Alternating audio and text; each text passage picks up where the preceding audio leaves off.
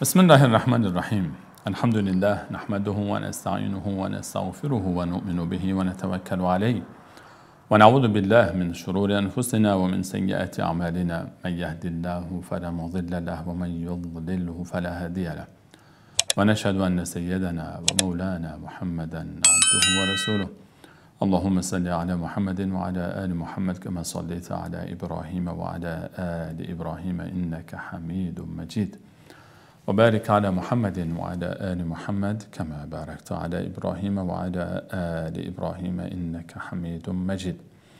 عرض سلام دارم و ادب و احترام خدمت همه شما گرامیان، خوبان و سروران، دوستداران کلام الله منان، قرآن کریم. امیدوارم هر کجا که هستید در سایه الطاف و تعالی موفق و پیروز و سربلند باشید. با شما گرامیان هستیم با آیات دیگر از سوره مبارکه بقره و شرح معانی آیات دیگری از آنچه که الله متعال برای ما و شما در این سوره ذکر فرموده است. در درس‌های گذشته تا آیه 74 رو پیش رفتیم و در این برنامه هم بیاری الله متعال از آیه 75 به بعد موضوع رو با شما ادامه خواهیم داد. در آیه 75 الله متعال می‌فرماید اعوذ بالله من الشیطان الرجیم بسم الله الرحمن الرحیم افتطمعون ان یؤمنوا لكم وقد كان فریق منهم يسمعون كلام الله ثم يحرفونه من بعد ما عقلوه وهم يعلمون. بعد از اینکه الله متعال در آیات مفصلی از آیه 40 تا آیه 74 آیه آخر درس گذاشته برای ما داستان‌های مختلفی، حکایات مختلفی رو از بنی اسرائیل ذکر نمود و معجزات مختلفی رو که مشاهده کردند و این همه عناد و این همه سختگیری هایی که بر خود ایجاد کردند و مخالفت هایی که با دستورات الله متعال داشتند و پیامبرانش و داستان های متعدد و مختلفی رو ما دیدیم. الله متعال خطاب به مؤمنان، مسلمانان، در وهله اول رسول الله علیه السلام و یارانش و در قدم دوم به صورت عام تمام مؤمنان به قرآن کریم، بعد از اینکه وصف حال تاریخ این عده رو ذکر می‌فرماید، برای ما از یهودیان و از اهل کتاب زمان رسول علیه السلام و زمانه ما سخن میگوید. وقتی که آبا و اجداد اونها رو برای ما به تصویر میکشه، اینها کسانی بودند که الله متعال ذکر اونها رو بعد از داستان خلافت آدم علیه السلام، وقتی که خلافت آدم رو ذکر فرمود در روی زمین و در میان فرزندان آدم که قرار بود نسلی بعد از نسل دیگر خلیفه یکدیگر و جانشین یکدیگر باشند، بنی اسرائیل رو به خاطر پیامبران عظیمی که بین آنها آمد و به خاطر حجم عظیم نعمت‌های الهی که به آنها داده شد الله متعال ذکر کرد. اما اینها در برابر این همه پیامبران الهی و نعمت‌هایی که به آنها داده شد، به جای شکر و سپاس عناد، سرکشی، انحراف، عصیان، کفر، شرک و حتی قتل انبیای الهی رو پیش گرفتن و الله متعال اینها رو برای ما از تاریخ آنها ذکر فرمود و در اینجا در آیه 75 می‌فرماید که افتطمعون، آیا پس از این داستانی که ذکر شد، این تفاصیلی که ذکر شد، آیا شما مسلمان ها طمع دارید، امید دارید به این که ان یؤمنوا لکم، که اینها به شما ایمان بیاورند، اینها شما رو باور کنند، اینها شما رو بپذیرند، اینها با شما از در دوستی در بیایند، اینها شما رو به رسمیت بشناسند، برای شما حرمتی قائل باشند، احترامی قائل باشند؟ آیا شما فکر میکنید واقعاً این گروه اهل کتاب، مسیحیان، یهودیان و خصوصاً یهودیان باز که بیشتر خطاب آیات به اونها بود، خصوصاً یهودیان چون بیشتر داستان موسی علیه السلام ذکر شد و یهودیان خود را مدعی پیروی موسی علیه السلام می‌دانند. آیا شما فکر می‌کنید که اینها به شما ایمان می‌آورند، حرف شما را می‌پذیرند، اینها به شما احترام می‌گذارند، اینها برای شما خیری می‌خواهند، اینها خیرخواه شما هستند، دوست شما هستند، به فکر صلاح شما هستند، به فکر پیشرفت شما هستند، به فکر خوشبختی شما هستند، اینها دوست واقعی برای شما خواهند شد. اینها با پیامبرانشون چه کردن که باز با شما بکنند؟ افن تطمعون ان یؤمنوا لکم وقد کان فریق منهم، گروهی از همینها در حالی که وقد کان و در حالی که گروهی از اینها فریق منهم یسمعون کلام الله، میشنیدند. کانه که میاد برای یسمعونه به فعل ماضی استمراری ترجمه میشه. وقد کان فریق منهم یسمعون و کانوا یسمعون، کان یسمعون اینطور میشه تقدیرش. میشنیدند گروهی از اینها کلام الله، کلام الله متعال رو. کلام الله در این آیه منظور تورات است که بر موقع بر اینها نازل میشد و نازل شد و کتاب تورات پیش اینها بود. آیا شما امید دارید که اینها به شما ایمان بیاورند در حالی که گروهی از اینها وقتی کلام الله متعال رو میشنیدند ثم یحرفونه، گروهی از اینها کلام الله متعال رو میشنیدند ثم یحرفونه و بعد آن را تحریف میکردند، من بعد ما عقلوه و هم یعلمون، تحریف میکردند کلام الله متعال رو من بعد ما عقلوه، بعد از اینکه میفهمیدن حقیقت آن را، و هم یعلمون و آنها میدانستند که این تحریف است، آگاهانه تحریف میکردند بعد از اینکه مفهوم و مراد و محتوای اون آیات تورات رو به خوبی میفهمیدند تحریف میکردند.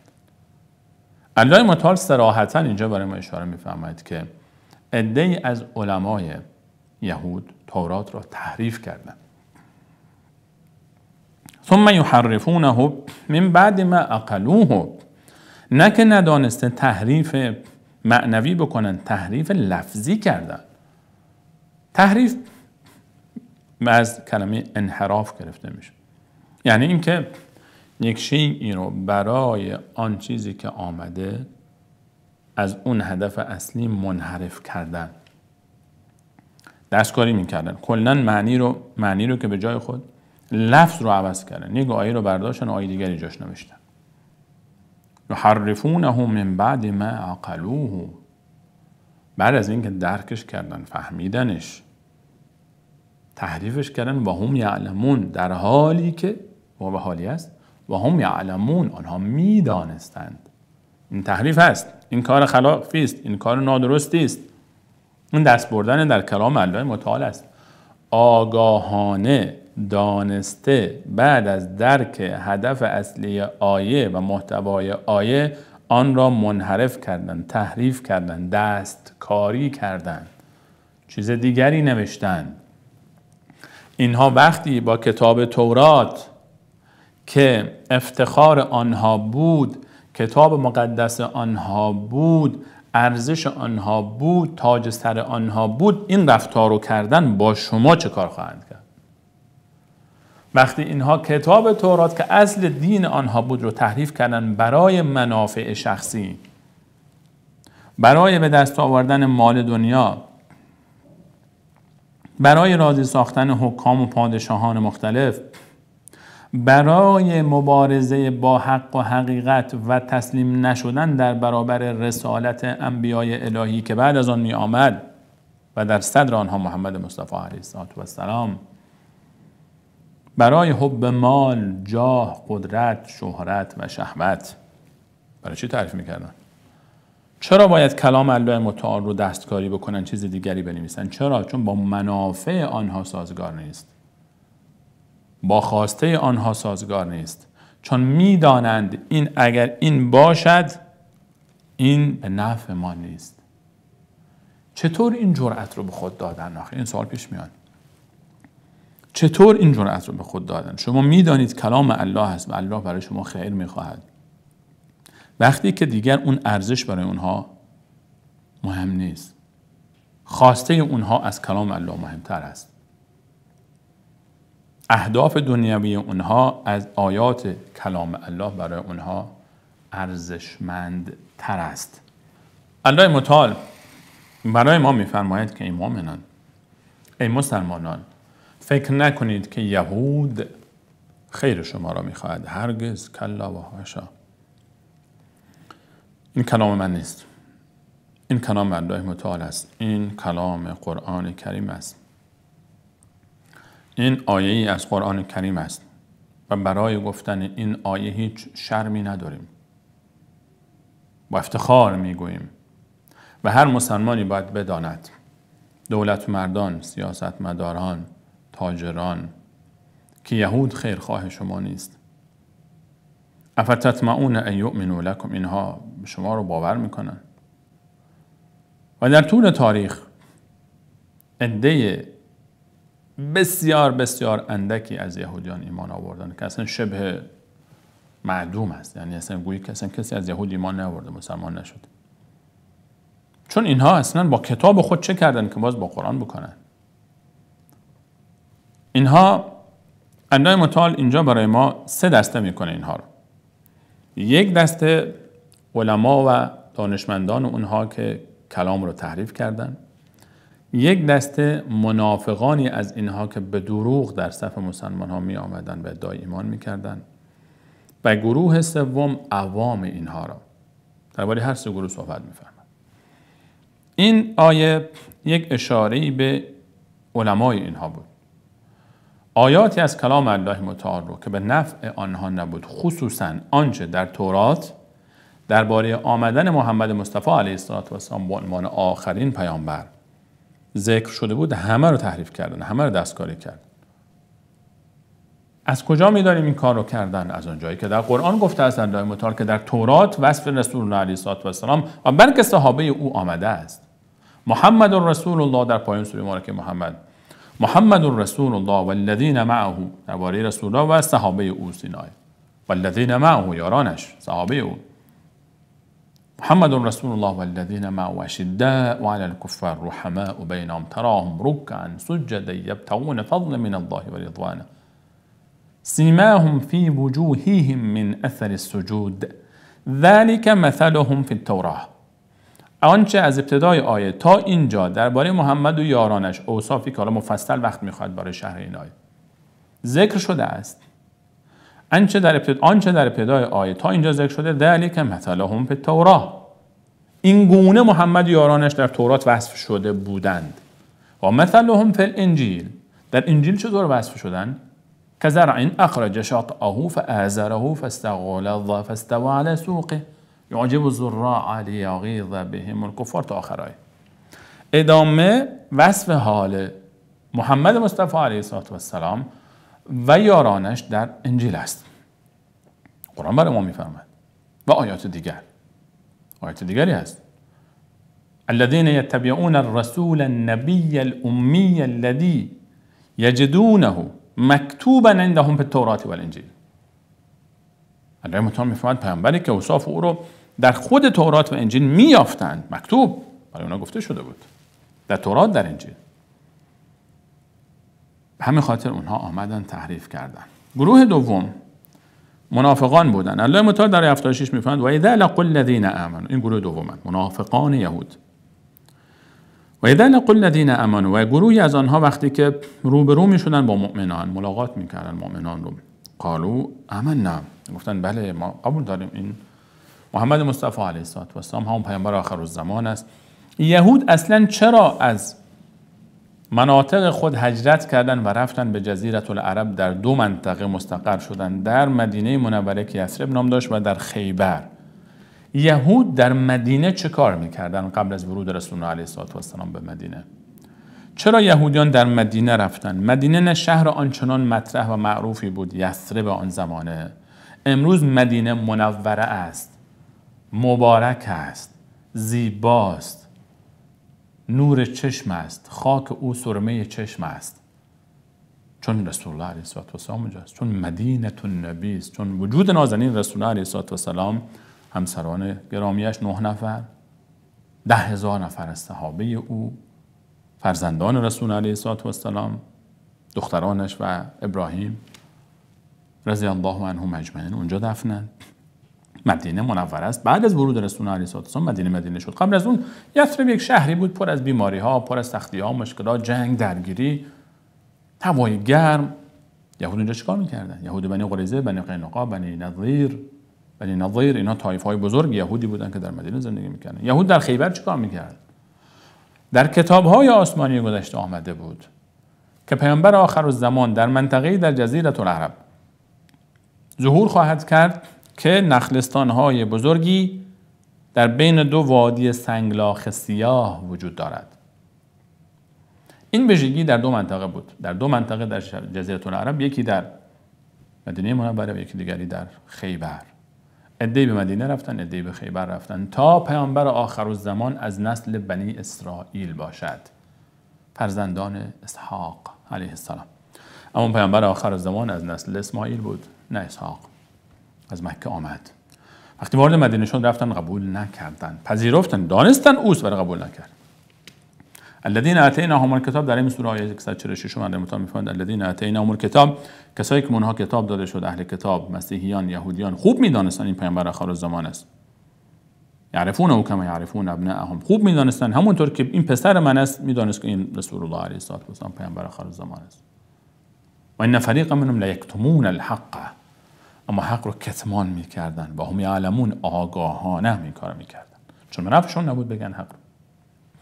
گروهی از منافقان در مطابق میفهمند و اذا لقوا الذين امنوا قالوا آمنا، میگفتن بله ما، این همون پیامبر آخرالزمان است، ایشون محمد مصطفی، همون کسی است که در تورات، در انجیل ذکرش آمده. خب مثلا یهودیان که به انجیل باور ندارن و نداشتن، یهودیان باور داشتن، مسیحیان هم باورمند به تورات هستند و اینها اذا لقوا الذين امنوا قالوا آمنا، گفتن بله پیامبر آخرالزمان است، ولی به دروغ باور نداشتن، ایمان نیاورده بودن، میدانستن ولی میگفتن خب چون از ما نیست، چون از بنی اسرائیل نیست. یک نژاد پرستی عجیبی بنی اسرائیل دارن، یهودیان دارن. یهودیان یک طایفه نژاد پرستن، خود را نسل برتر میدانند. به همین خاطر اصلا تبلیغات برای دخول به اعتقاد یهودیت ندارن. مسیحی‌ها دعوت به مسیحیت دارن ولی یهودیان دعوت به یهودیت ندارن. اصلا قبول نمیکنن کسی یهودی بشه. میگن باید حتما از نسل ما باشد تا یهودی بشود. نجات پرستن، بسیار نجات پرستن. و اذا لقوا الذين امنوا، وقتی با مؤمنان روبرو میشدن قالوا آمنا، بله ما با شما هستیم. و اذا خلا بعضهم الى بعض، وقتی خلوت میکردن سران آنها، برخی از اونها، منافقان اونها با غیر منافقان اونها، با علمای اونها می نشستن، علمای علنی یهود آنها.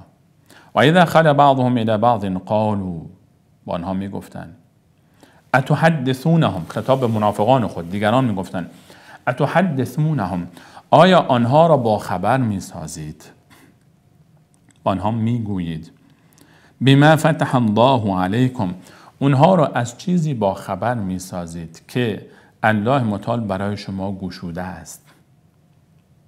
آن چیزی را با آنها میگویید بما فتح الله علیکم، یک تعبیر این هست که الله متعال برای شما گشوده است، به شما داده است، گفته است در کتاب‌های آسمانی.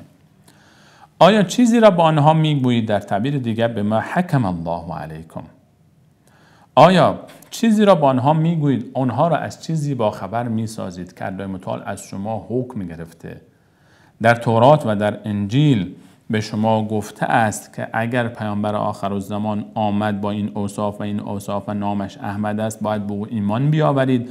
آیا شما مسلمانان را با خبر می سازید از آن عهد و پیمانی که در کتابهای ما از ما گرفته شده که به پیامبر آخرالزمان ایمان بیاوریم؟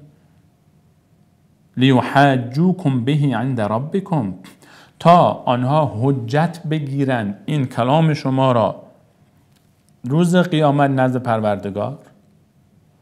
آیا شما آنها را از چیزی با خبر می سازید که خودشان نمی دانند؟ شما به دست اونها بهانه میدید، میگید بله ما میدانیم این اون پیامبر آخرالزمان است، در کتاب ما تورات اینطور آمده است و این اوصاف خود ایشان است. شما چرا به اونها میروید چیزهایی را میگویید در کتابهای ما که به ضرر شماست؟ فردا اینها همین رو دلیل میکنن بر علیه شما پیش الله متعال در روز قیامت. افلا تعقلون، عقل شما به کجا رفته است؟ این کلام به اصطلاح علمای اینها به منافقان اینها بود. و بسیار کلام عجیبی است. کلامی که از یک انسان عالم صادر نمی شود. یک انسان عامی اگر این حرف رو میزد، حالا شاید تا حدودی گفتم نمیداند. یعنی چی؟ که شما میگید نگویید اخباری را که اینها فردا پیش الله بر علیه شما حجت بگیرند. یعنی اگر شما نمیگفتید اینها حجتی نداشتن پیش الله، چیزی نمیگفتند. خب ما اینها آمدند گفتند، میدانستند پیامبر است ولی قبول نکردند. خودشان به ما گفتند در کتاب آمده است. الله متعال در ادامه میفرماید اولا یعلمون، آیا اینهایی که این حرف رو میزنن نمیدانند ان الله یعلم ما یسرون و ما یعلنون؟ آیا اینها نمیدانند که الله متعال هر آن چیزی را که اینها در دل نگه میدانند به عنوان سر میداند و آنچه را که اعلان میکنند آن را هم میداند؟ این چه حرفی است؟ این که شما میگید آقا به اونها نگید، شما نگید، الله که میگوید. آیا با نگفتن شما حقیقت مخفی میشود؟ آیا این که اینها نگویند اونها حجتی بر علیه شما روز قیامت نخواهند داشت؟ خب اینها نگویند، الله که با آنها میگوید اولا یعلمون ان الله یعلم، آیا نمیدانند که الله که میداند یعلم ما یسرون و ما یعلنون، آنچه شما مخفی کردید رو خب الله میداند که. الله گفته، در قرآن گفته، بیان کرد، در تورات آمده، در انجیل آمده وصف محمد علیه السلام. خب شما نگو، شما مسلمانان نگویید که در تورات انجیل آمده، الله که گفته است. آیا نمیدانید الله متعال آنچه را که شما مخفی میکنید و آنچه را که علنی میگویید همه را میداند؟ اینها جمع میشدند به مردم خود میگفتند وقتی با یاران محمد مینشینید صحبت میکنید، حرفی نزنید که بر علیه شما استفاده شود. نگویید در تورات و در انجیل آمده است وصف محمد. این چیزها رو نگویید تا بر علیه شما استفاده نکنند. الله متعال فرمود اولا یعلمون ان الله یعلم ما یسرون و ما یعلنون، آیا نمیدانند که الله متعال میداند این چیزها رو؟ شما بگویید یا نگویید، الله متعال که میداند. این گروه دوم بود، منافقان و رفتار علمای آنها با منافقان. اونها میگفتن نگویید. گروه سوم و منهم، آیا بعد الله متعال میفرماید بعض همین اهل کتاب از یهودیان یک گروهی هستن که امی هستن، درس نخوانده هستن. امیون، اینها کسانی هستن که امی هستن. کلمه امی به کسی گفته می شود در اصطلاح که درس نخوانده باشد و از گرفته شده، چون اشاره به این دارد همونطوری که طفل در اون دورانی که در آغوش مادر است، یعنی مادر، همونطور که طفل در دورانی که در آغوش مادر است هیچ چیزی نمیداند، خواندن نوشتن بلد نیست، سواد ندارد، کسی که در سن بالا هم خواندن و نوشتن بلد نباشد او رو امی میگویند. الله متعال میفرماید عده‌ای از یهودیان هستند که امی هستند، لا یعلمون الکتاب، چیزی از کتاب نمیدانند. اینجا مراد از کتاب تورات است، برای شأن نزول اینایی که درباره یهودیان است. از یهودیان کسانی هستند که اصلا خواندن و نوشتن بلد نیستند، حتی خواندن تورات رو هم بلد نیستند، نمیدانند در خود تورات چی آمده است. خود یهودیانی هستند که عامی هستند. ما در بین مسلمان‌ها هم داریم. این تعبیر آیه در شأن نزولش درباره یهودیان است، ولی میشه این رو به عنوان عموم برای حتی مسلمان‌ها هم استفاده کرد. منهم امیون، در بین مسلمان‌ها هم کسانی هستند که نه خواندن بلد است، نه نوشتن بلد است، نه قرآن خواندن بلد است. لا یعلمون الکتاب، از قرآن هیچی نمیدانند. الا امانیه، مگر امانیه. امانی جمع امنیه هست، یعنی آرزوهای باطل. الله متعال میفرماید یک عده‌ای از یهودیان چیزی از تورات نمیدانند مگر یک سری آرزوهای باطل. یک آرزوهای باطلی داشتن، خیالهای باطلی داشتن.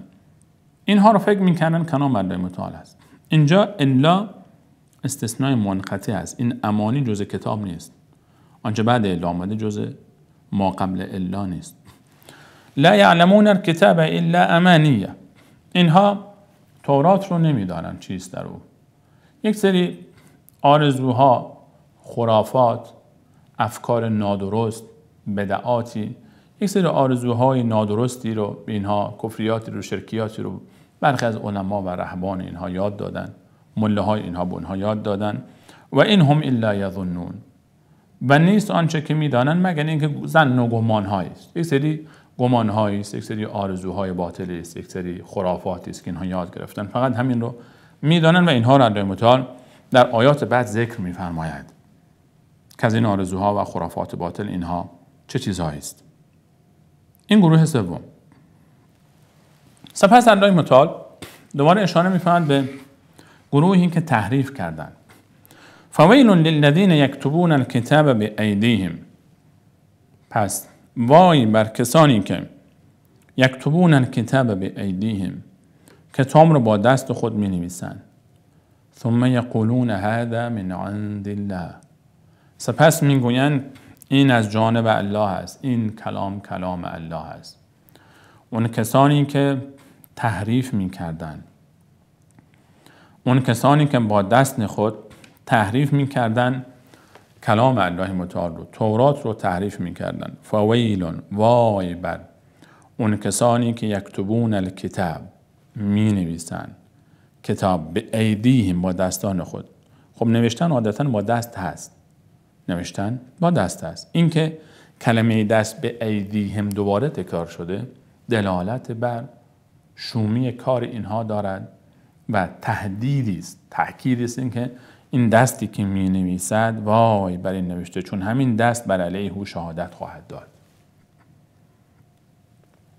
الیوم نختم علی افواههم و تکلمنا ایدیهم و تشهد ارجلهم بما كانوا یکسبون. در سوره مبارکه یاسین الله متعال می‌فرماید آن روزی است که ما بر زبانها مهر میزنیم، دست آنها شهادت میدهد، پای آنها شهادت میدهد به آنچه که آنها انجام داده اند. فویلون، ویل برخی از مفسرین گفتن منطقه‌ای است در جهنم، در اعماق جهنم که محل گذر خونابه های جهنمیان است. بدن جهنمیان خونابه‌ای که از بدن آنها می آید و جریان دارد. وای بر آنها از آن مکان. این گونه تفسیر کردند. فویل للذین یکتبون الکتاب بایدیهم، با دست می نویسند، ثم یقولون هذا من عند الله، و به دروغ آن را بر الله متعال نسبت می دهند. چرا این کار را می کنند؟ لیشتروا به ثمنا قلیلا، تا بفروشند آنچه را که نوشتند ثمنا قلیلا، به یک بهای بسیار ناچیزی، تا تجارت کنند با آنچه نوشتند یک بها و یک مال بسیار ناچیزی را. الله متعال در این تعبیر هشدار میدهد به همه کسانی که دین را وسیله برای تجارت، وسیله برای مال‌اندوزی قرار دادن. همه کسانی که دین رو وسیله کردن برای زراندوزی، برای تجارت، دین فروشی می کنند. فویل للذین یکتبون الکتاب بایدیهم، وای به حال اون کسانی که کلامی می نویسند و سپس او رو نسبت می دهند به الله متعال تا مالی به دست بیاورند. وای به حال اون کسانی که فتوایی می دهند که خودشان می دانند این فتوا درست نیست و او رو نسبت می دهند به دین تا پولی به دست بیاورند. وای به حال اون کسانی که دین فروشی می کنند. فویل للذین یکتبون الکتاب، وای بر اون کسانی که می نویسند. انسان هر وقت قلم برمی دارد برای نوشتن باید اول خوب فکر بکنه. آیا این چیزی که من می نویسم به نفع من هست؟ آیا الله راضی هست یا نیست؟ چون همه ثبت خواهد شد. هر چیزی که من و تو می نویسیم بر علیه من و تو استفاده خواهد شد. اون کسانی که در صفحات اجتماعی می نویسند اون کسانی که در وقایع مختلف می نویسند، در اتفاقات مختلف می نویسند، مواظب نوشته های خودمان باشیم. نشود که به خاطر حمایت از یک ظالم، به خاطر حمایت از یک فاسق فاجر، به خاطر توجیه یک اشتباه، به خاطر یک فتوای نادرست، به خاطر یک جانبداری ناحق خود را به هلاکت و فلاکت بیاندازیم. نشود به خاطر مال دنیا، به خاطر خوشنود شدن و راضی شدن فلانی و علان، به خاطر تعصبات قومی، به خاطر کینه‌های شخصی و فردی چیزی بنویسیم که بر علیه ما استفاده شود. هر چی که ما می‌نویسیم بر علیه ما استفاده خواهد شد. هر چه ما می‌گوییم بر علیه ما استفاده خواهد شد. هر آنچه ما می‌گوییم، می‌نویسیم، انجام می‌دهیم ثبت و ضبط خواهد شد. کرام کاتبین یعلمون ما تفعلون. دو ملک را در متعال می‌فهمد، می‌نویسن، کتابت می‌کنن و می‌دانن آنچه را شما انجام می‌دهید، یکی خوبی‌ها رو، یکی بدی‌ها رو. اینها شاهدند. زمینی که من و شما روی اون راه می‌رویم، در و دیوار، سقف، همه اینها می‌بینن و شهادت می‌دهند. یومئذ تحدث اخبارها. الله متعال می‌فرماید زمین آن روز اخبار خود را بیان خواهد کرد. شهادت می‌دهد زمین، دست، گوش، بدن، پا، چشم، پوست من تو شهادت خواهد داد. وقالوا لجلودهم لما شهدتم علینا. به پوست‌های و بدن خود میگن چرا شهادت میدهید بر علیه ما؟ قالوا انطقنا الله الذي انطق كل شيء. میگن الله متعال ما را به سخن آورده است، اون کسی که همه چیز را به سخن آورده است. دیوار، زمین، سقف، پوست بدن، خود وجود بدن، ملائکه الله متعال و کفى بالله شهیدا. و الله متعال هم که کافی شهادت و خود الله متعال شهادت میدهد. هر آنچه که ما می‌نویسیم، هر آنچه که انجام می‌دهیم، هر آنچه که می‌گوییم، همه اینها ثبت و ضبط میشه. نه یک جا، از چندین جهت مختلف و شاهدهای مختلف روز قیامت بر علیه ماست.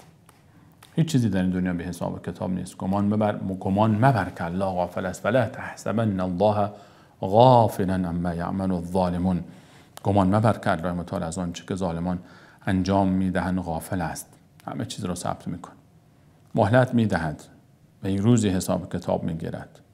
ظلم ظالم، وقتی مظلوم توسط ظالمی شکنجه می شود، در و دیوار اون فضایی که شکنجه شده، پوست بدن خود ظالم شهادت میدهد بر علیه او. در و دیوار اون فضا شهادت میدهد. ملائکه الهی شهادت میدهند.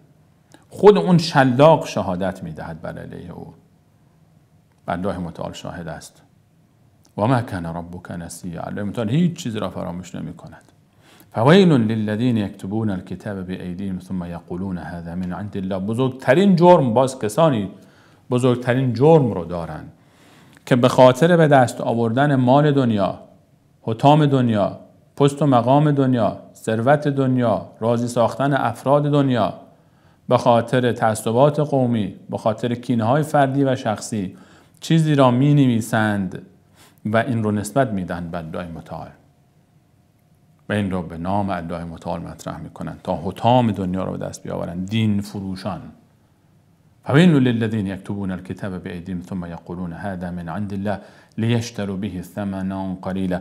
فویل لهم. باز میفهمد وای بر اینها، مما کتبت ایدیهم، به خاطر آن چیزی که نوشتن، و ویل لهم، و باز برای سومین بار میفهمد وای بر اینها، مما یکسبون، وای بر آن چیزی که کسب کردن، مال حرامی که به دست آوردن، به خاطر دروغی که گفتن، به خاطر تهمتی که بر الله متعال میزنن، کلامی رو که الله متعال نگفته است میگن الله گفته است، به خاطر تحریفی که میکنن، به خاطر مال حرامی که از راه دین فروشی به دست میآورند. و ویل لهم. 3 ویل و تهدید برای دین فروشان. کسی که دین را وسیله، آلتی برای مالندوزی، ثروت اندوزی، فریب مردم، به بردگی گرفتن مردم ساخته است. کسانی که دین رو وسیله کردن، کسانی که از دین میخورند، تحریف ایجاد میکنن، فریب میدهند، به دروغ آیات قرآن رو تحریف میکنن، احادیث رسول الله علیه الصلاه و السلام تعریف میکنن، قائل به این هستند که آیات قرآن کریم بیشتر از این بوده است. تورات رو تعریف کردن، انجیل رو تعریف کردن. اینها را الله متعال می‌فرماید وای بر اینها. و قالو، در ادامه الله متعال عده‌ای از بخشی از این آرزوهای باطل و این امانی که اینها داشتن، انسان‌های ناآگاه بی سواد و منهم امیون در آیه 78 فرمود، انسان‌هایی که سواد ندارن، آگاهی ندارن. نگدی متاسفانه برداشتشان و منهم امیون لا یعلمون الکتاب الا امانیه و انهم الا یظنون. خوب دقت بفرمایید تو این آیه 78 مبارکه بقره.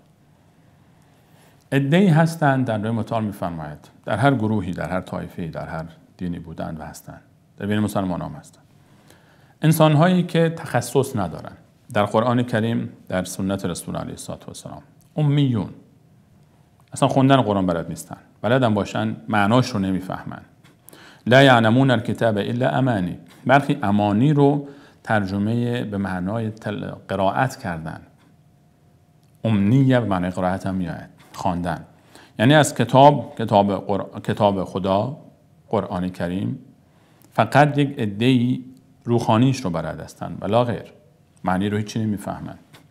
یک عده متاسفانه ما داریم که برداشت‌های اونها از قرآن بسیار سطحی است، یک سری آرزوهای غلط، یک سری تصورات خودشون رو، یک سری آرزوها، باورهای خودشون رو میخوان به خورد مردم بدهن.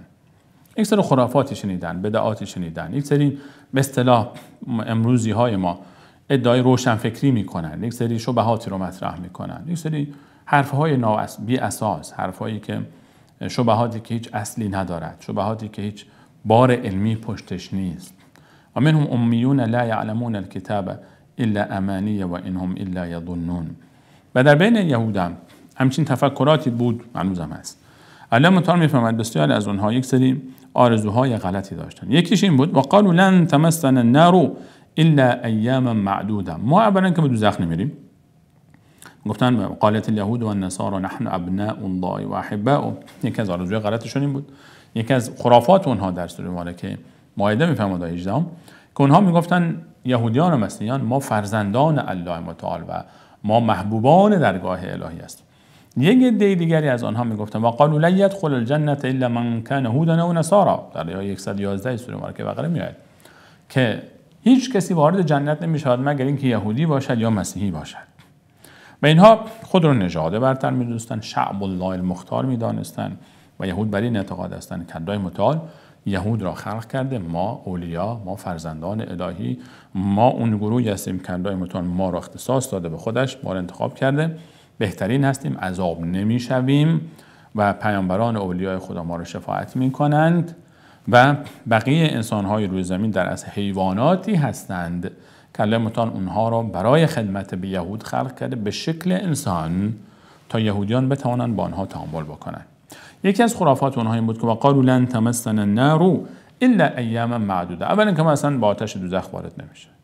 ثانیا اگر وارد بشویم لن تمسنا النار، آتش به ما نمیرسد الا ایاما معدوده، مگر روزهای بسیار کمی، به همان اندازه‌ای که به اندازه همون روزهایی که پدران ما گوساله پرستی کردن، یعنی 40 شبانه روز.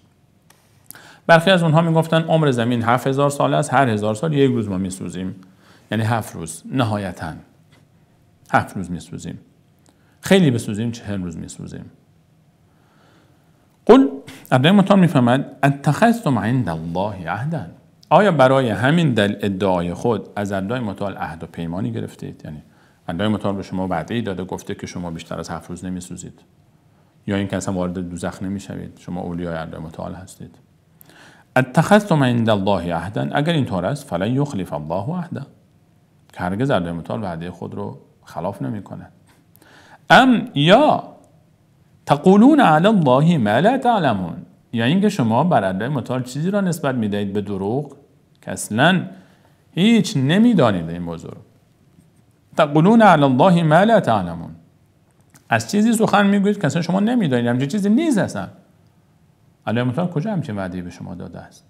کی الله متعال به شما همچین چیزی را فرموده است که شما وارد دوزخ نمیشوید؟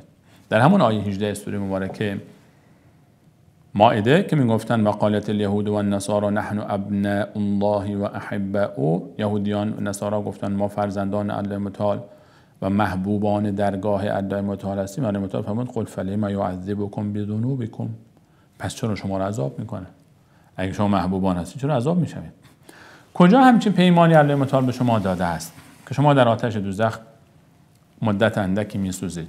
بله، در ادامه میفرماید حقیقت این است که شما اصلاً همچین چیزی رو الله متعال به شما وعده نداده و جاودانه در آتش میسوزید، نه یک مدت اندک. حرف این اصلا خودش یک حرف بی اساسی بود. خود همین که ما یک مدت اندکی در آتش میسوزیم، خب همون مدت اندک رو کی طاقت داره در آتش دوزخ؟ که روایتی فرمود رسول الله علیه الصلاه و السلام آتش دوزخ 70 برابر آتش دنیا است. کی جرئت میکنه؟ این هم نشانه جهل و نادانی اوناست که فکر میکنن خب برای اونها چرا وقتی که گناه رو کسی سبک بشمارد براش مهم نیست، عذاب میریم دوزخ، یک هفته اونجا بیشتر نمیمونیم. متاسفانه برخی رو ما میبینیم همچین شوخیای بیجایی میکنن با دوزخ. دوزخ که جای خوبی، جای بدی نیست، هر چی خواننده است و هر چی رقاص است و هر چی فلان خوش تیپ است و هر چی فلان است. کفریات، این همه کلمات کفری است، نقل کفر نیست. من به خاطر این ذکر میکنم که خطر اینها رو بیان بکنم. جای خوبی میریم میشه فلانی و فلانی و فلانی. شوخی با دوزخ، شوخی با مظهر غضب و خشم الله متعال. یهود هم این حرفا رو میزدن. ما قالوا لن تمسنا النار الا ایاما معدوده، ما این مدت کمی میریم دوزخ. الله متعال فرمود بله، لا اینطور نیست، بلکه حقیقت این است که شما تا ابد در دوزخ میمانید. من کسب سیئه، هر کسی که گناه بزرگ انجام داد، شرک انجام داد، کفر انجام داد، اینجا سیئه معنی کفر و شرک است به خاطر ادامه آیه، سیاق آیه. سیئه و احاطت به خطیئته، او رو در بر بگیره، احاطه بکنه گناهانش. فاولئک اصحاب النار، اینها اصحاب آتشن، هم فیها خالدون، جاودانه در آتش میمانند. اینجا مراد از سیئه بله من کسب سیئه یک گناه نیست، اینجا مراد اون گناه بزرگ است، کفر است، شرک است. کسی که به حدی گناه میکنه که گناه میشود طبیعت او رو از همه لحاظ احاطه میکنه و احاطت به خطیئته، گناه میشود طبع او. از ظاهر گناه او رو احاطه میکنه، تمام اعضای بدن او مشغول گناه هستند و در باطن هم گناه او رو احاطه میکنه، قلب او رو سنگ میکنه و این گناه رو دوست داره. یکی هست وسوسه میکنه اون رو شیطان، فریب نفس و شیطان رو میخوره، یک گناهی انجام میده اما پشیمانه، اما احساس پشیمانی میکنه، همون لحظه هم که گناه رو انجام میده ناراحته، بعد توبه میکنه. کلا و هاشا، این 100 درجه متفاوت است با اینی که گناه رو دوست داره، وقتی انجام میده اصلا برای او مهم نیست، لذت میبره از گناه، با افتخار بیان میکنه، ذکر میکنه، در مجالس به دوستانش یادآوری میکنه، هرگز هم توبه نمیکنه، فرصت توبه به او داده نمیشه، توفیق توبه به او داده نمیشه. این انسان را الله متعال میفرماید بله من کسب سیئه و احاطت به خطیئته، کسی که کارش شده گناه، فعلش شده گناه، قلبش شده گناه، لذت میبره از گناه، عاشق گناه است، تمام زندگی او گناه است، کفر است و شرک است و هیچ عبادتی در زندگی او نیست، وجودی از الله متعال شما هیچ وجودی در زندگی او نمیبینی از الله متعال، در ذره ذره زندگی او چیزی به نام الله متعال وجود نداره. اولئک اصحاب النار هم فیها خالدون. شبیه این تعبیر رو ما در سوره مبارکه نساء داریم. ما 123 الله متعال میفهمد اینطور نیست، لیس به امانیکم، اینطور نیست که با آرزوها و خیالهای شما باشه. دین بر اساس تخیلات شما نیست. آقا همینجوری بشین، خدا که نیازی به ما نداره، خدا هر کسی رو همه رو میبخشه، خدا نیازی به عبادت‌های ما نداره، دلت پاک باشه میری بهشت. این آرزوهای شماست، پشتوانه‌ای ندارد این حرف شما، این خرافات رو شما دلتون رو خوش میکنید با این چیزها. لیس به امانیکم، با این آرزوها و خیالات شما نیست، ولا امانی اهل کتاب، و نه امانی اون آرزوهای یهودیان و مسیحیان. من یعمل سوءا یجز به، هر کسی کار بد بکنه جزای او رو خواهد دید. ولا یجد له من دون الله ولیا ولا نصیرا، غیر از الله متعال نه یاوری خواهد داشت، نه دوستی خواهد داشت، نه ولی خواهد داشت. و من یعمل من الصالحات، هر کسی کار نیک بکنه، من ذکر او انثى، مرد باشه زن باشه، و هو مؤمن، ایمان داشته باشه، ایمان بالله، به ملائکه، کتاب‌های آسمانی، پیامبران الهی، روز قیامت، قضا و قدر الهی، فاولئک یدخلون الجنه، اونها بهش میروند. ولا یظلمون نقیرا، ذره به اونها ظلم نمیشود. اینجا مردم متعال در ادامه میفهمد اینطور نیست. برای من کسب سیئة و احاطت به خطیئته، کسی که غرق شده در دنیای گناه عذاب میبیند، به دوزخ میرود. اینطور نیست. والذین آمنوا، و کسانی که ایمان آوردن، ایمان و عملوا الصالحات و عمل صالح. ایمان تنها کافی نیست. ایمان تنها ایمان ابلیس است، چون عمل ندارد. ابلیس، شیطان، الله را به عنوان خالق آسمان ها و زمین قبول دارد. ملائکه را دیده، قبول دارد ملائکه هست. پیامبران الهی رو قبول داره، پیامبر الهی هستند. قرآن رو قبول داره، کتاب آسمانی است، کتاب کلام الله هست. همین رو قبول داره. بهشت رو قبول داره که بهشتی است. دوزخ رو قبول داره که دوزخی است. ایمان تنها ایمان ابلیسی است. ایمان بدون عمل ایمان ابلیس است. والذین آمنوا و عملوا الصالحات، عمل صالح جزئی از ایمان است. برای تاکید ذکر میشه. هیچ جای قرآن شما نمیبینید که ایمان و عمل صالح از آن جدا باشه. این که آقا خدا رو قبول داشته باشی بس دیگه، خدا که به عمل من نیازی نداره. بله نیاز نداره، من و تو نیاز داریم به عمل. اینطور نیست که با آرزوی من و تو باشد. فقط ایمان باشه، ایمان و عمل صالح. ایمان و عمل صالح. ایمان بدون عمل صالح میشود ایمان ابلیس. عمل صالح بدون ایمان میشود منافق. عمل بدون ایمان میشود نفاق، منافق. ایمان بدون عمل میشود ابلیس. اگر ایمان بدون عمل به درد کسی بخورد، ابلیس باید بره بهشت. اگر عمل بدون ایمان به درد بخوره، منافقین زمان رسول الله باید برن بهشت. والذین آمنوا و عملوا الصالحات، ایمان و عمل صالح. عمل صالح دو شرط داره. یک، خالصانه برای الله متعال باشد، و اگر نه کسی لئن اشرکت لیحبطن عملک، کسی که شرک بکنه، شرک اکبر، غیر الله رو شریک بداند، نذر غیر الله بکنه، سجده برای غیر الله بکنه، عبادت برای غیر الله بکنه، لیحبطن عملک، یقینا تمام اعمالت برباد می رود. و ریاکاری، برای دیگران عبادت کردن که شرک اصغر نامیده می شود. اگر خالصانه برای الله نباشد، عمل باطل است.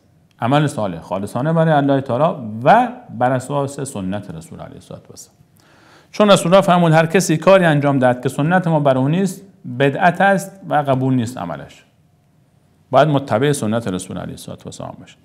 ایمان داشته باشد فرد ایمانی خالص از شرک، ایمان به الله، ملائکه، کتاب‌های آسمانی، پیامبران الهی، روز قیامت، قضا و قدر الهی، و عمل صالح انجام دهد با اخلاص و بر مسیر سنت رسول علیه الصلاه و السلام. آن لحظه اولئک اصحاب الجنه، اینها اصحاب جنت است، اینها میرن بهشت. کسی که ایمان داره و عمل صالح انجام میدهد. فریب نخورید به کسانی که میگن آقا ایمان کافی است، دلت پاک باشه، نمازم نخوندی، به روزم نگرفتی. نماز نخونی کافری. کسی نماز نمیخواند کافر است. کسی که در زندگی نماز نمیخواند کافر است. دل خود را خوش نکند به مانند ابلیس. کسی که نماز نمیخواند فرق او با ابلیس چیست؟ ابلیس برای آدم سجده نکرد، این برای الله سجده نمی کند. والذین آمنوا و عملوا الصالحات اولئک اصحاب الجنه هم فیها خالدون، جاودانه در آن میمانند. الله متعال میفهمد اینطور نیست که این یهودیان شما گمان میکنید که بهش مال شماست و میروید و کم میمانید. نه، اینطور نیست. تا ایمان نیاورید به محمد مصطفی علیه الصلاه و السلام، ای اهل کتاب، ای یهودیان، ای مسیحیان، تا کسی به الله، به یگانگی او ایمان نیاورد، به پیامبری محمد مصطفی ایمان نیاورد، به حقانیت قرآن اعتراف نکند و اعمال صالحی که الله و رسول از او خواستند با اخلاص و بر منهج سنت رسول علیه الصلاه و السلام انجام ندهد، بوی بهشت را نخواهد برد. این کلام الله متعال است، کلام من نیست. الله متعال من شما توفیق بدهد تا بندگانی خالص و مخلص برای او تعالی باشیم و فهم صحیح آیات خود را نصیب بکند و عمل بر آن و صبر بر این مسیر و حسن خاتمه نصیب گرداند و همه گذشتگان من شما را بخشد و بیامرزد.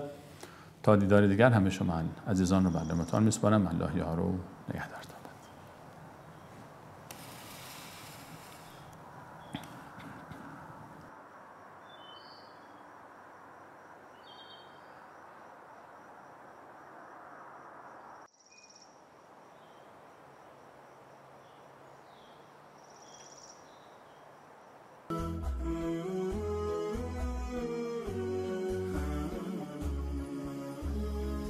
عزیزانی که مایل به دریافت این برنامه جهت پخش در کانال‌های خود هستند با راه‌های ارتباطی زیر مکاتبه نمایند.